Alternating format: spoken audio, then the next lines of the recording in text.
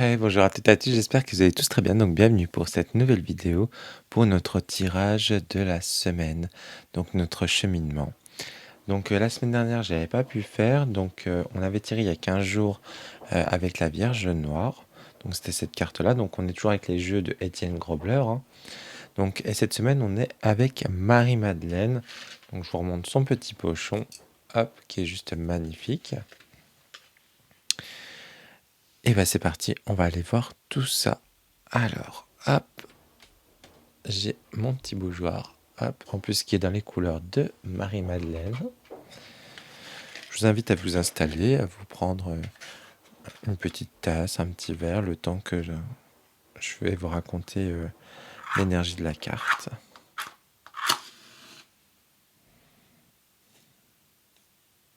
J'espère que vous allez bien, que vous n'avez pas trop chaud. Bon, moi vers chez moi, ça a diminué un peu la chaleur, mais je sais que ça va revenir. Et on est aussi avec mon magnifique tapis que j'ai fait faire, donc que j'adore. Au niveau de l'encens, j'ai pris le l'encens que j'avais acheté à Sainte-Baume, donc l'encens de Marie-Madeleine, qui est bientôt sa fête, le 22 juillet.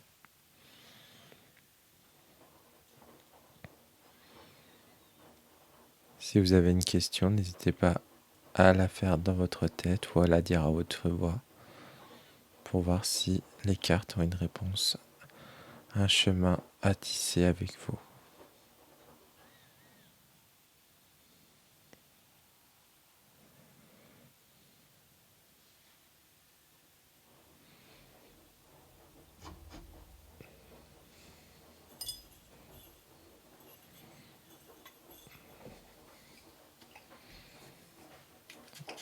On va purifier les mains.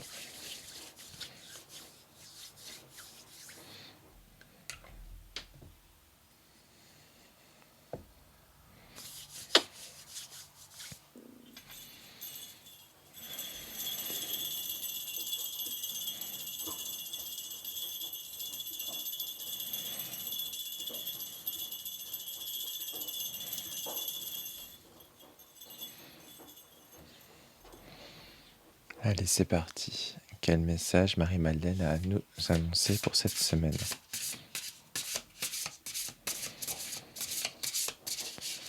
Alors, je vais juste décaler le bougeoir, parce que j'ai toujours peur pour qu'une carte parte dedans.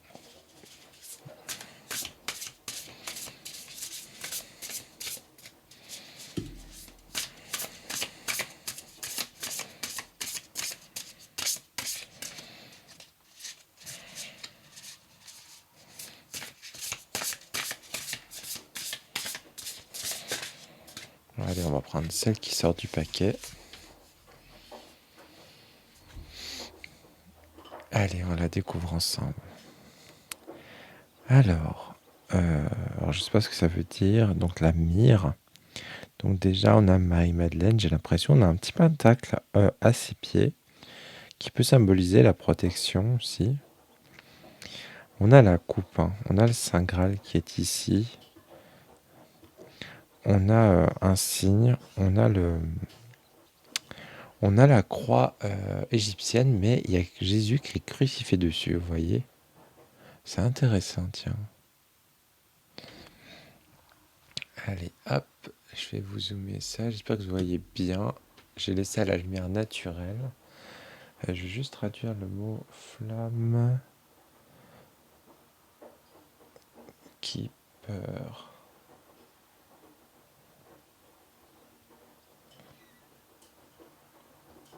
Alors,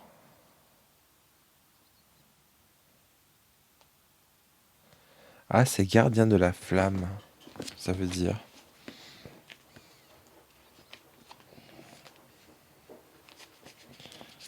Alors, hop là.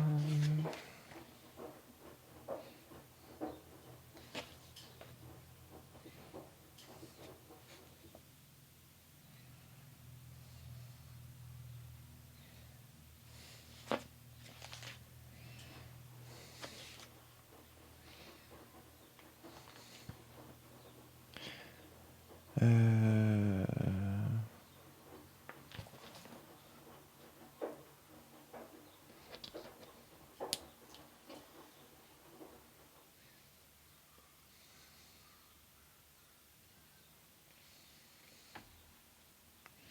Ok, oui, c'est gardienne de la flamme de la myrrhe.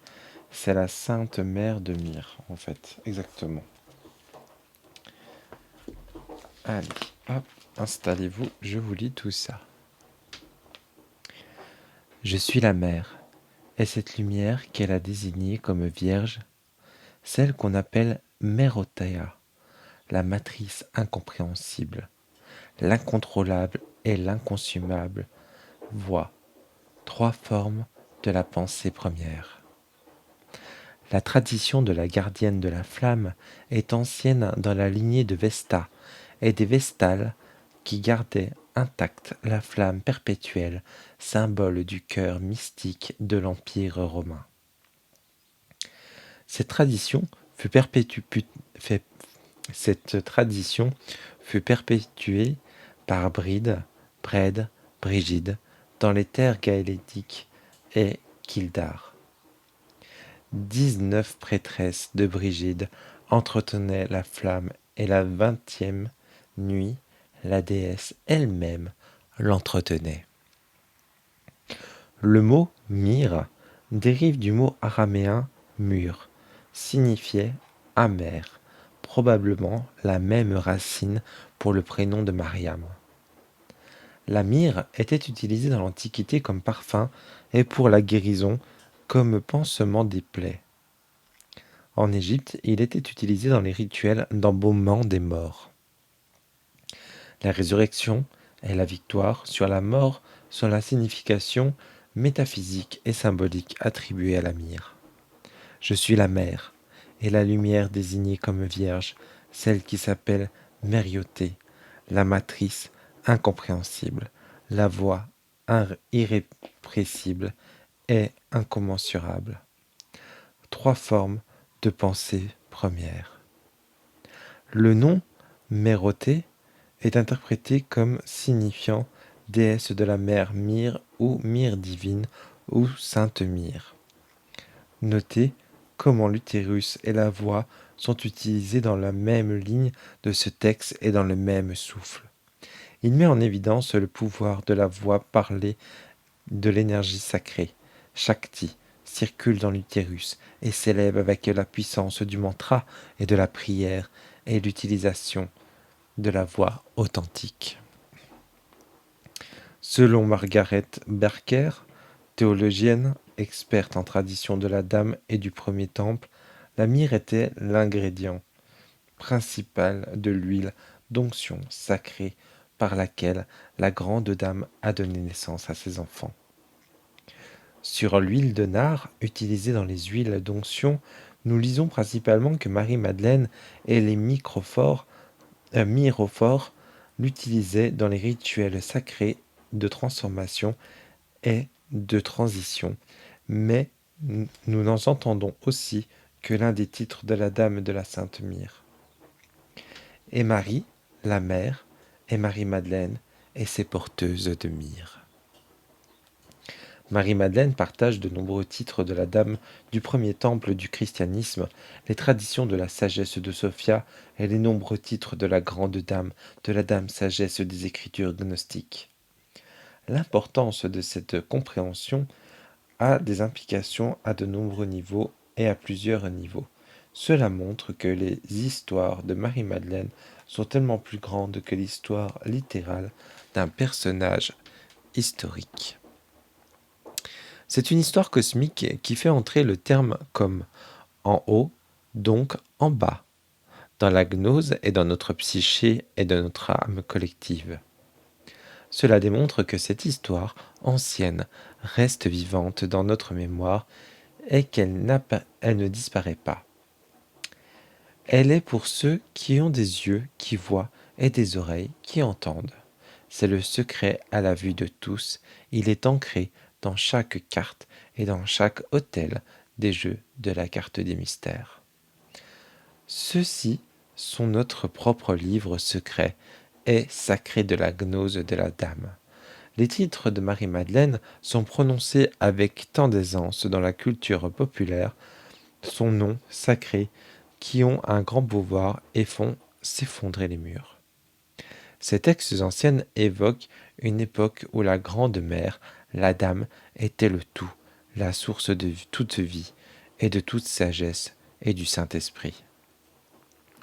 Bien qu'unique, elle peut tout et demeurant en elle-même, elle renouvelle toute chose de sagesse. Dans le livre d'Apocalypse, la grande dame connue comme la grande cité et dans de nombreuses sources anciennes, il est appelé la grande cité, le saint des saints de la tour construite des pierres vivantes. Il y a un fil conducteur divin traverse le symbole de la métaphore et de la grande dame et de ces 7 saintes filles. Nous connaissons les 3 Maries à travers les mystères des 3 Maries dans les 2 jeux de mystères. Ce fil se poursuit dans et à travers les mystères de la Vierge Rouge, de la Madeleine, se déroule dans l'arbre de vie, avec ses 7 branches, et ses 7 branches, et ses 7 colombes, saintes de la grande dame. La miséricorde de la myrrhe. C'est pourquoi ils parlèrent au Christ au milieu d'eux. Cherchez, et ceux qui sont troublés recevront un retour, et il joindra de parfum. Longue et miséricorde du Père, qui aura pitié d'eux. Mais ceux qui ont oint sont ceux qui ont été complets, car les vases pleins sont ceux qui sont oints. L'Évangile de la vérité, bibliothèque de Nag Hammadi. Sainte Mère de la Myrrhe, Mère de la Miséricorde, vous invite à entrer dans votre foyer intérieur et à raviver votre dévotion à vous-même et à votre propre relation avec le monde. Le foyer symbolise le centre du monde et ses mystères les plus intimes. La guérison que Marie apporte à notre tabernacle intérieur pour cette période est la restauration de l'amour de soi. La gardienne de la flamme maintient allumés les feux de la dévotion et du service compatissant.